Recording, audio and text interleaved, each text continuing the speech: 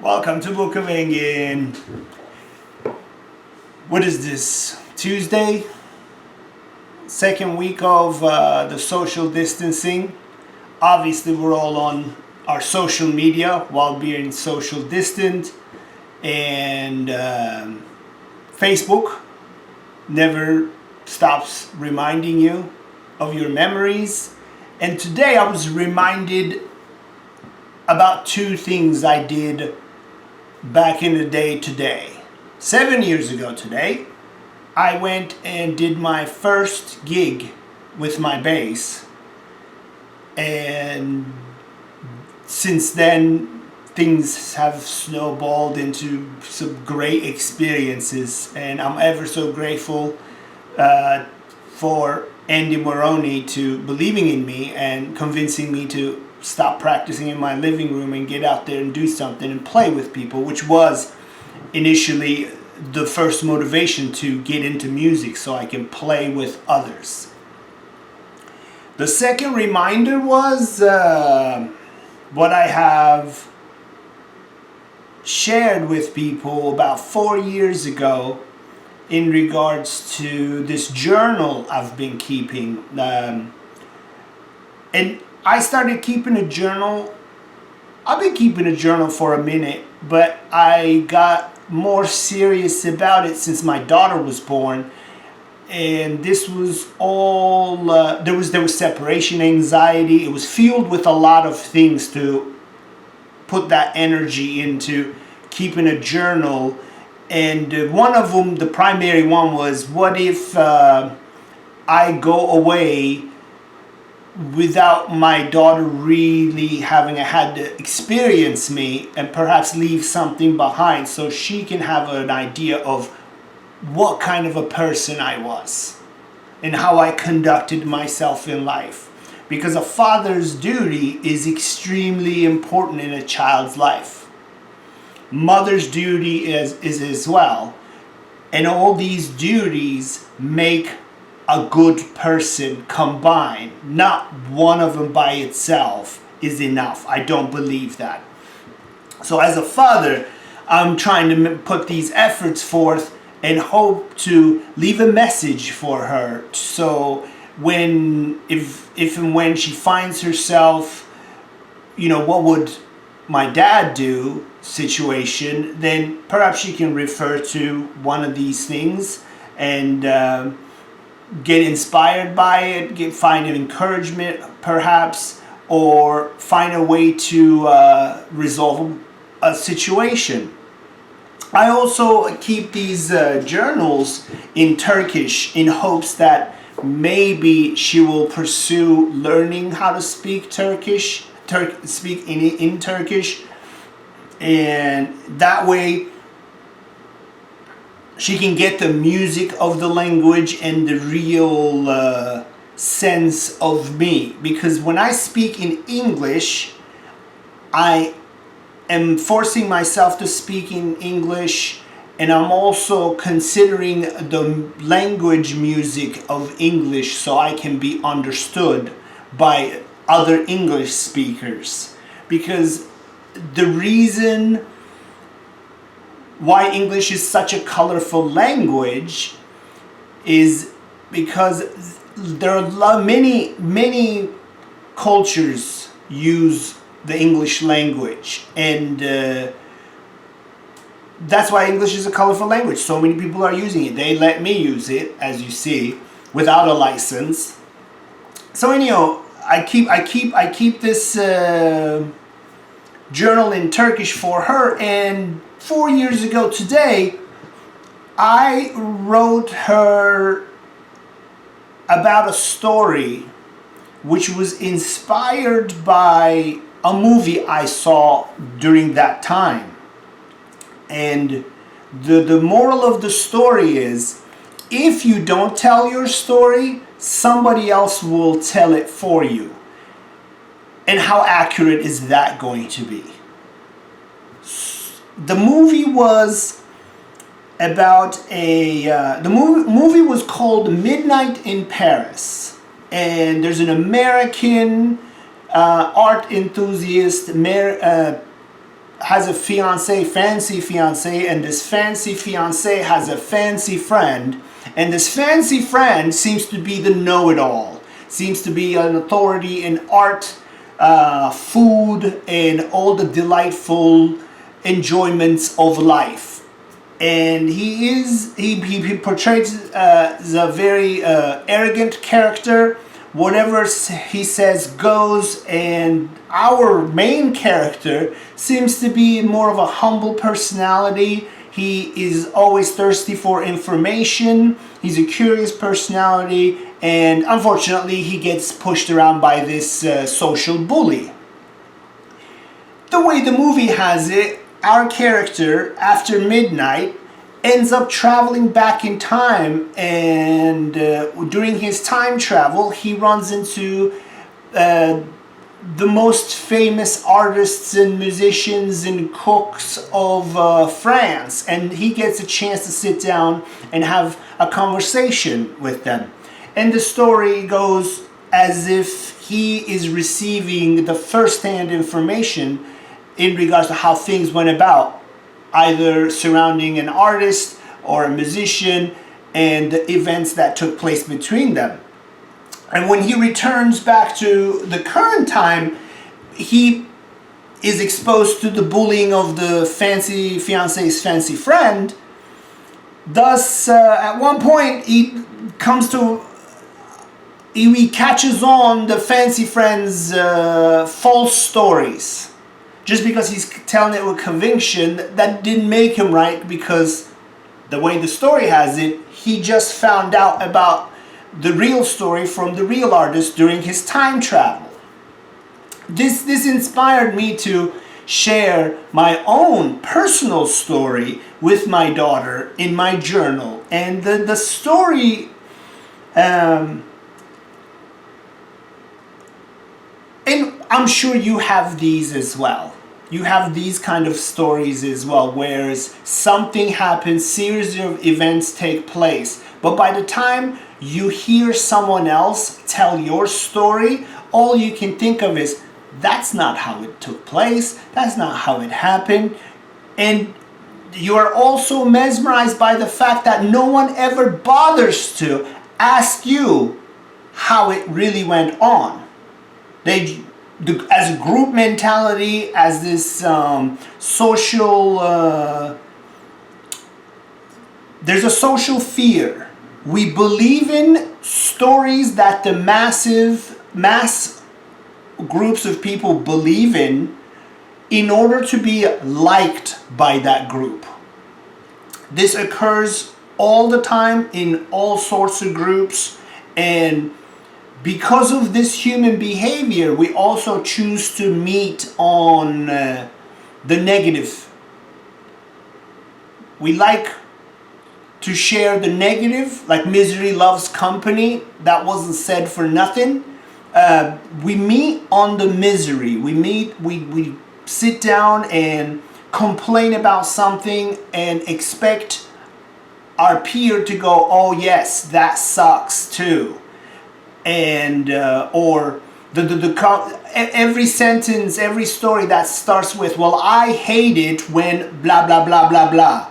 Who cares about what you hate? Do you even know what hate is? Hate. There are so many examples for hate. You hating Justin Bieber is not hate. You're just saying it so you can belong to a group and you can feel not lonely. With my experiences, I choose to go to the source to find out what really went on before I join the bandwagon and start saying, well, this is how it happened. Well, says who? Well, he told me. Who is he? Was he there? No. He heard it from someone else. And that someone else heard it from someone else. By the time the story got to you, it is probably the furthest thing from truth. And here's how my personal story went.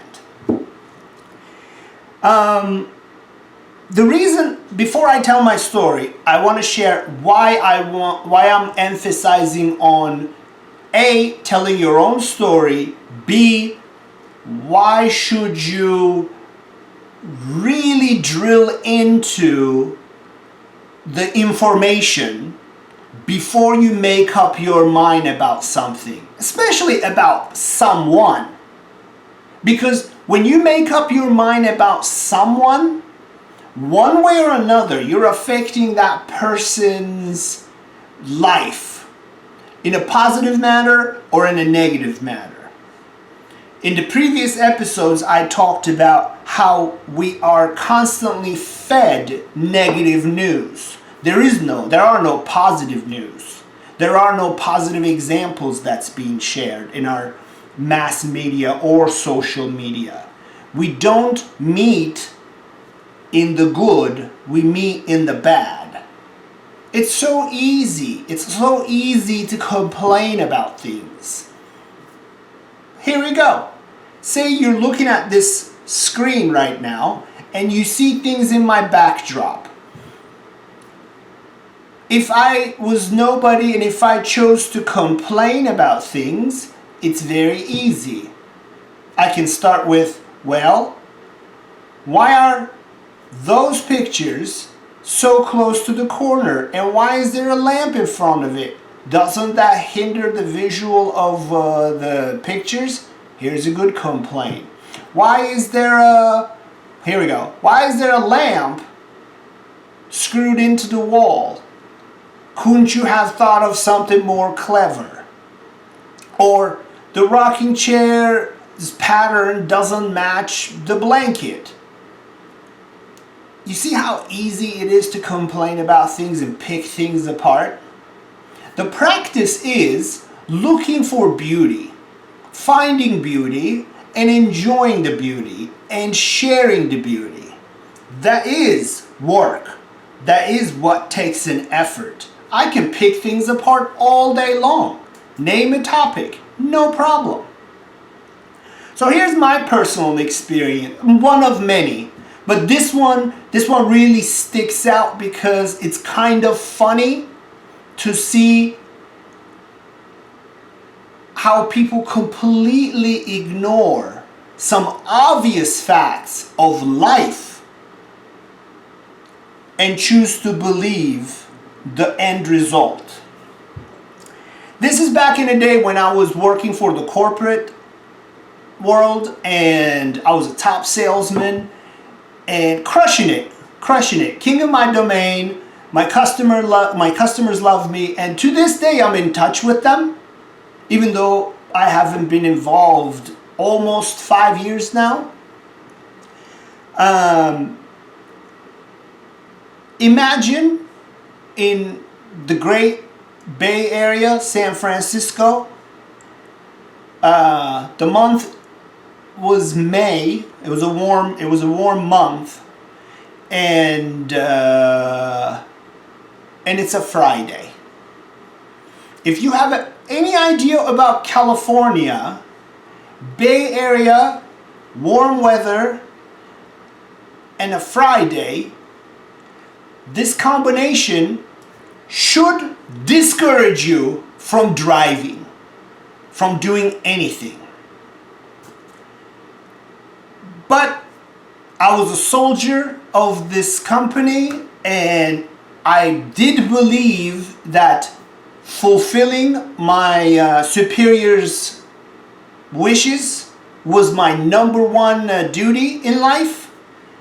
And after I received this request to do certain things without enough time, I chose to set sail to visit 2 accounts in East Bay and 2 accounts in San Francisco and come back in time back to Santa Rosa to have a gig, my musical endeavor.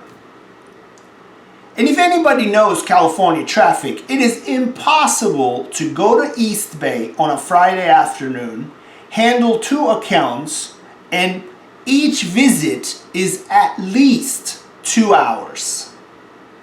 plus the commute, add the traffic jam, there's no way you could come home at a reasonable hour to be ready for your gig that starts at 7:30 in the afternoon, in the evening. So I chose to take my motorcycle out so I could split the lanes and not be stopped by the traffic. And I did a tremendous job that day. I went and visited my 2 East Bay accounts, booked well over $25,000 worth of orders, and then I went to scope a new account in San Francisco, another new account to deliver them the dealer package and sit down and walk them through all the steps that they need to fulfill to become a dealer. And everything worked out smoothly. The orders were booked, the documentation was delivered, the dealer was educated, and I was home around 6 o'clock in the afternoon, and I was packing my gigging gear. And I thought I had a stellar day because I have fulfilled all the requests of my superior, because my superior was the one who was curious about these 2 other accounts. And so I just added them. Like, if I were to just go to East Bay and come back with those 2 accounts that I was going to visit, life would have been easy.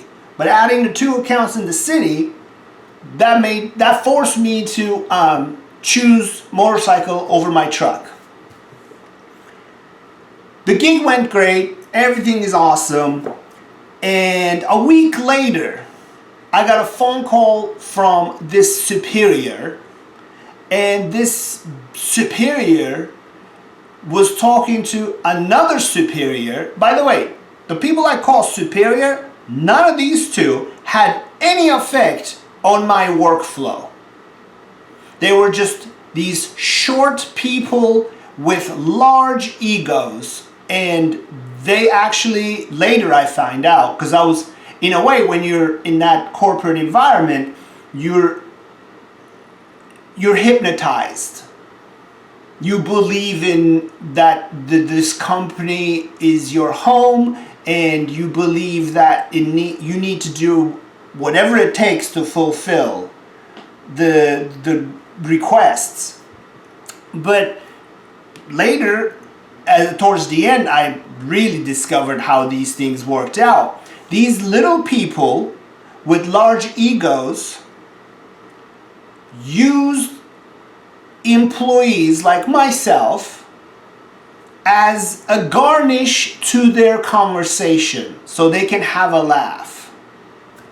And one of the managers, the superior, tells the other superior that I went and did this route, dropped off all the documentation, but I did this on a motorcycle. Now the other superior, who asked me to go check on the other accounts, was on the phone with me questioning my decision, why I took the motorcycle out. I said, well, hey, that was the only way to get it done in that short amount of time that you gave me. If I had a week, I would have done it the following week, Monday, Tuesday. Mondays I didn't work. And here's a good tip. If you're working from home, I highly recommend not traveling on Mondays. If you want to have a good balanced life, I work from home. I still work from home for many, many years. And establishing Monday as your office day helps you set up for the following week, assuming your coming week is already sorted. Your appointments are booked, wherever you need to go, your travel plan is set, you have a nice flow, so you can be home, unless there are any exceptions, by Friday evening. So, first you questioned, this is after 8 years of me doing this, by the way. First you questioned why I don't travel on Mondays. I explained it. I use it as an office day. Well, don't you have the weekends for that? I'm like, sir, you're paying me to work Monday through Friday. When all of you leave the office Friday, you're expecting me to still work on Saturday and Sunday? You're out of your mind. I didn't tell him he's out of your mind. I knew he was out of his mind.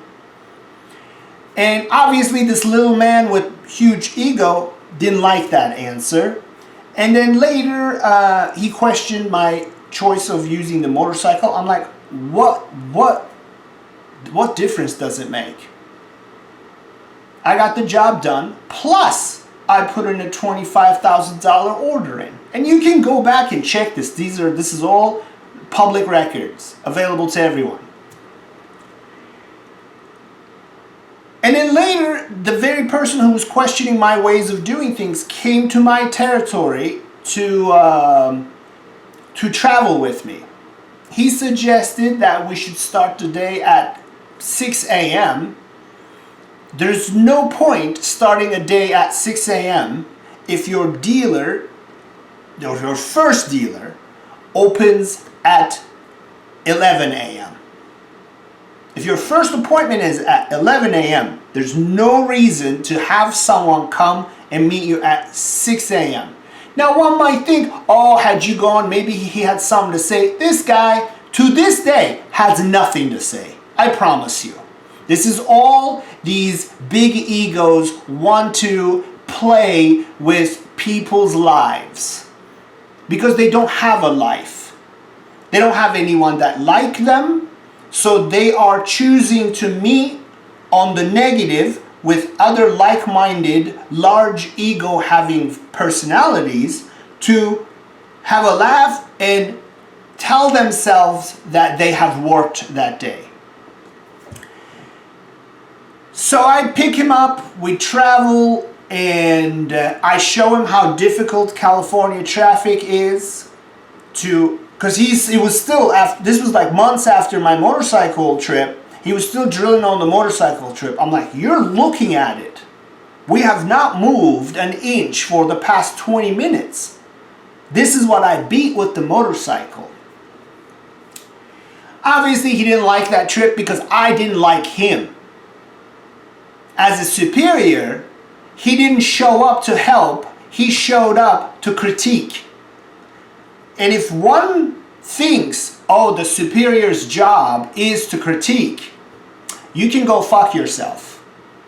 Because a superior's job, a true leader's job, is to make the life of your subordinates easier, to teach them the more efficient ways so they can really enjoy the work rather than battling with these nitpicky, nerdy little personalities. So we went on. I sent him back home after the travel.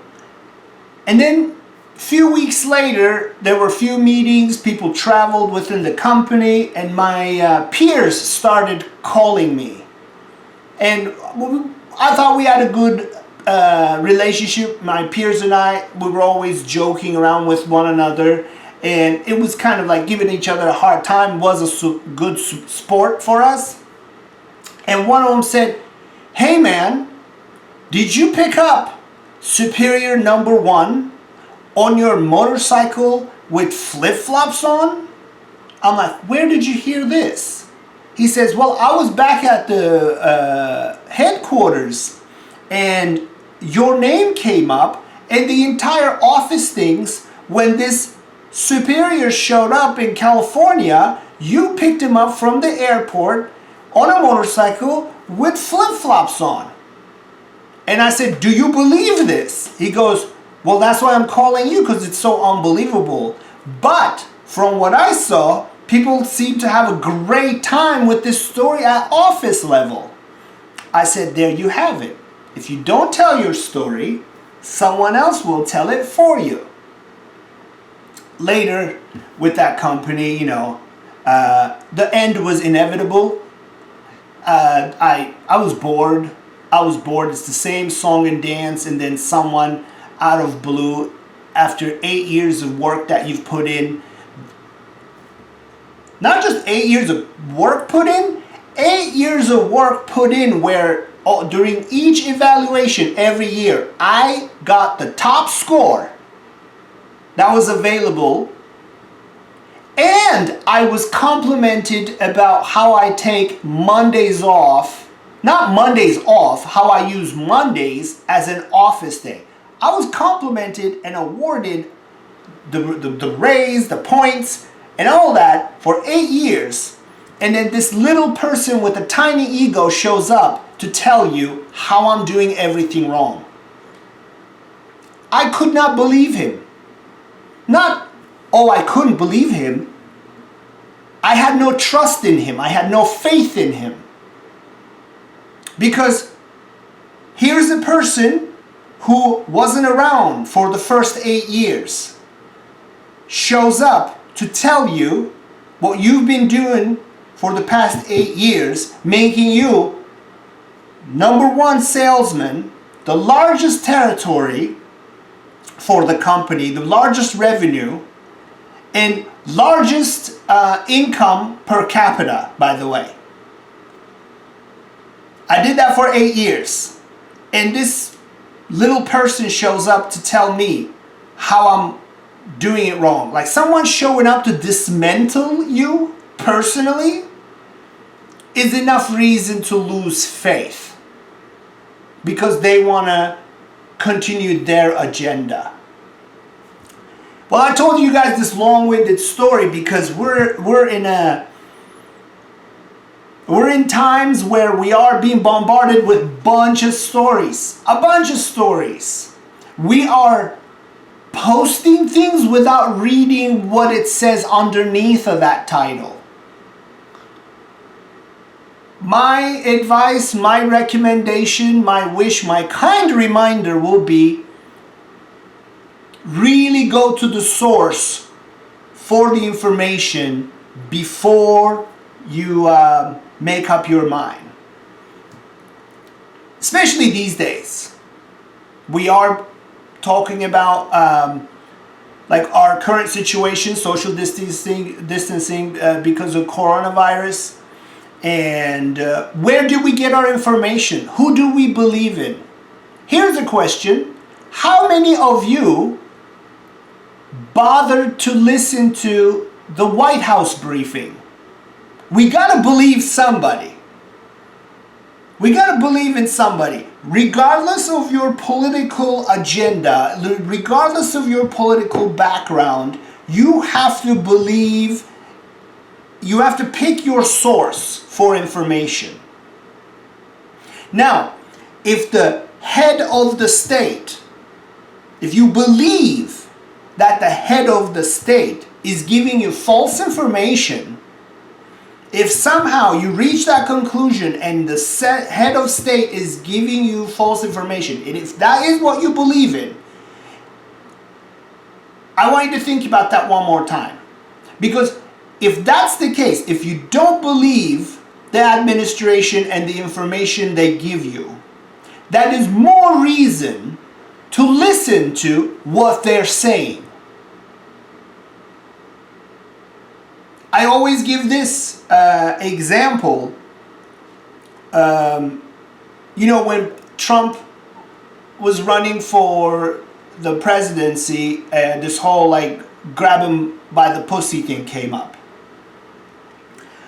Nowhere on record, Trump has said, go grab women by the pussy.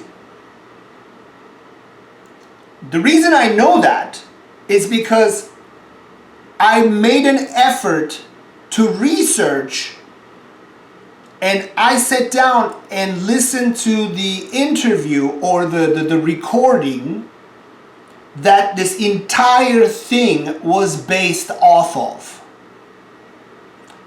Make an effort. It's on YouTube. You can listen to the entire conversation. And this is when he was a young businessman having a popular interview and a conversation with this interviewer. And you can say that it is a locker room conversation, but he does not say that you need to, like, there's no encouragement of grabbing women by the pussy. If you don't believe me, go listen to it. Go listen to it. Right there, what he talks about and how they come to that phrase, and that phrase doesn't exist, by the way, grab him by the pussy. That phrase is chopped up. The phrase is, they will let you grab him by the pussy. It's up to you. You can hate me based on your emotions around Trump, or you can be an educated person by going and listening to it. I have the same problem in my own household. My girlfriend is extremely, she gets very emotional when Trump is in the sentence. And she refuses to listen to him. I said, how are you going to find out what he's really saying if you're refusing to listen to him? You have to listen to the person that you're in a disagreement with to find out really what you're disagreeing about, or else you're just another victim of someone telling you something, and you turn around and doing your best trying to repeat that to someone else. Or you choose to be emotionally triggered because rest of your herd is emotionally triggered, so you don't want to, you're afraid of being shunned by that. But be educated. Being educated and being informed will pay back in dividends, rather than just listen to someone saying, well, this is how it is. Because if you're choosing that route, if you're choosing to listen to other people and their suggestions, I want you to now think about this. If you are that person who listens to what their environment is telling them and then goes with it, I want you to think about this. How many times have you come up with an idea and the people around you said, that's too hard, or I wouldn't really get into that, or I don't know. Are you sure? Putting doubt in your head? Then do this education.